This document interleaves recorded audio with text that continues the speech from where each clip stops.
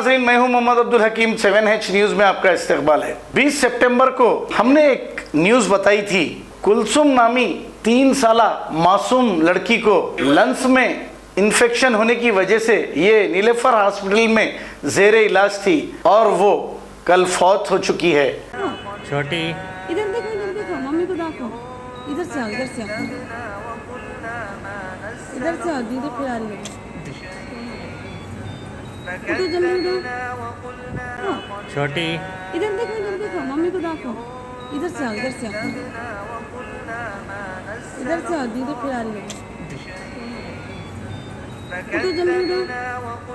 अब A1 township Chevella और मोइनाबाद के दरमियान मेन रोड से 1.3 किलोमीटर आबादी से लगा हुआ तमाम डेवलपमेंट के साथ जहां आप अपना घर बना के रह सकते हैं, जो है बिल्कुल आबादी से लगा हुआ। 4 लाख में 100 गज का plot, drainage, electricity, footpath, BT road, college, bus stop जैसी तमाम सहूलियतें दस्तयाब हैं। आपका ये छोटा सा इन्वेस्टमेंट आपका और आपके बच्चों का मुस्तकबिल बदल सकता है। मजीद मालूमात के लिए हमें कॉल करें। Address pillar number 235 opposite fishers department, Rajendra Nagar, Hyderabad. Contact 7799603838।